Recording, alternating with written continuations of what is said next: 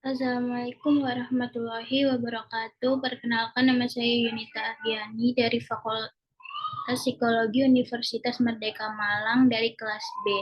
Pada kesempatan kali ini saya akan mempresentasikan tugas proyek citizen saya yang bertemakan bullying.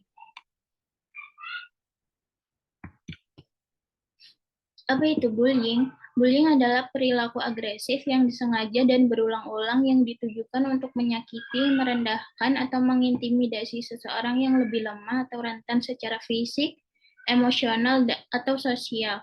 Bullying dapat terjadi di lingkungan sekolah, tempat kerja, di lingkungan sosial, lingkungan rumah, atau di platform media sosial.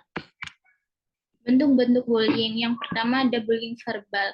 Bullying verbal melibatkan penggunaan kata-kata kasar, ejekan, hinaan, atau ancaman verbal terhadap korban.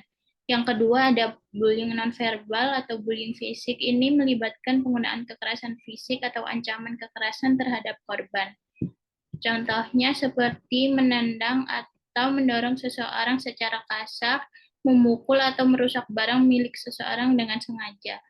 Yang ketiga ada cyberbullying. Ini bentuk bullying terjadi secara daring melalui media sosial, pesan teks, atau platform online lainnya. Contohnya seperti mengirim pesan teks atau email yang menghina atau melecehkan seseorang secara online, menyebarkan foto atau video memalukan tentang seseorang di media sosial.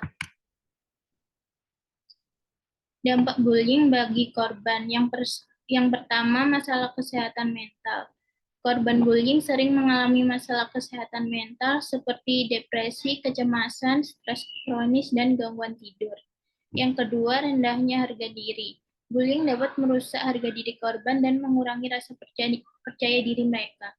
Mereka mungkin merasa tidak berharga, malu, atau merasa bahwa mereka tidak layak dicintai. Yang ketiga, isolasi sosial. Bullying dapat membuat korban merasa terisolasi dan kesulitan membangun hubungan sosial yang sehat.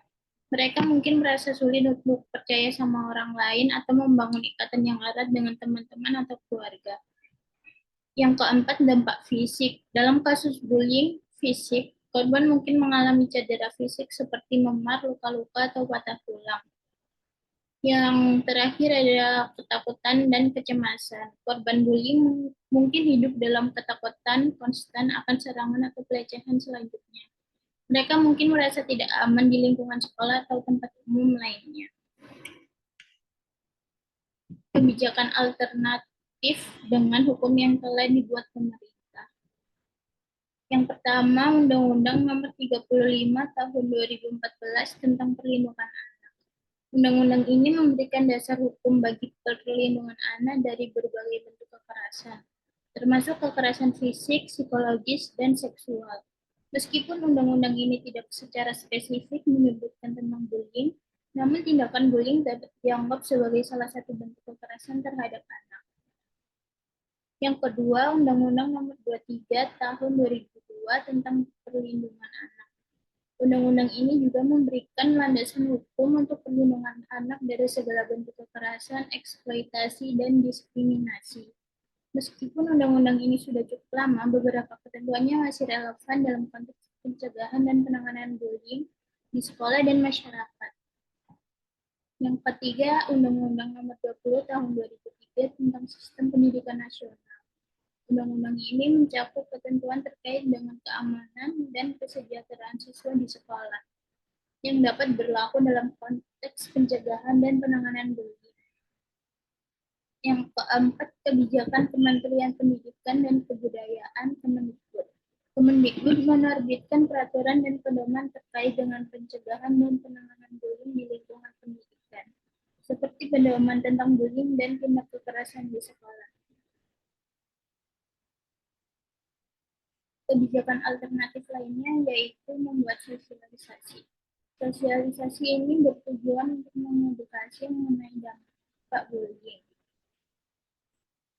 Usulan kebijakan bekerja sama dengan pemerintah membuat program sosialisasi mengenai bullying melalui kunjungan ke sekolah-sekolah, melibatkan peran beberapa siswa pilihan dari sekolah-sekolah yang akan dikunjungi untuk menjadi agen perubahan. Yang perlu Kemudian akan diberi pelatihan oleh penyelenggara sosialisasi atau guru. Edukasi mengenai bullying nantinya akan dipaparkan oleh pemateri serta beberapa siswa kuliah. Rencana tindakan gerakan anti bullying. Sosialisasi ini diberi nama anti bullying. Sosialisasi ke sekolah-sekolah ini fokus kepada edukasi mengenai bullying dengan tujuan menciptakan budaya sekolah yang aman, inklusif, dan mendukung bagi semua siswa di mana mereka dapat belajar dan berkembang tanpa takut untuk menjadi korban bullying. Agen perubahan yang dilakukan siswa ini bertujuan agar siswa dapat menetapkan tujuan untuk mengembangkan keterampilan mereka sendiri, sehingga mereka dapat menjadi penggerak perubahan yang lebih efektif dalam mendukung korban bullying, mempromosikan kesetaraan, dan memperjuangkan budaya sekolah yang aman dan inklusif. Siswa juga menjadi sumber dengan teman sebaya yang dapat diandalkan bagi mereka yang mengalami situasi bullying. Ini melibatkan dan mendengarkan dengan empati, memberi nasihat yang sesuai, dan membantu teman-teman mereka mencari solusi yang positif. Hasil wawancara dengan narasumber. Ini merupakan beberapa pendapat narasumber. Yang pertama, bullying yaitu suatu tindakan yang dilakukan orang yang merasa lebih kuat kepada yang lama dengan mencaci maki, mengejek, dan menyakiti. Yang kedua, kita bisa membantu korban bullying dengan cara membantu atau melapor ke guru. Yang terakhir, yaitu sosial media sangat berpengaruh dalam mencegah bullying karena dengan adanya media sosial, kita lebih mudah untuk memposting konten positif dan edukasi mengenai bullying. Kesimpulan, bullying merupakan permasalahan yang berdampak serius yang perlu dicegah dan diatasi. Mengatasi bullying memerlukan pendekatan yang berkelanjutan dan komprehensif.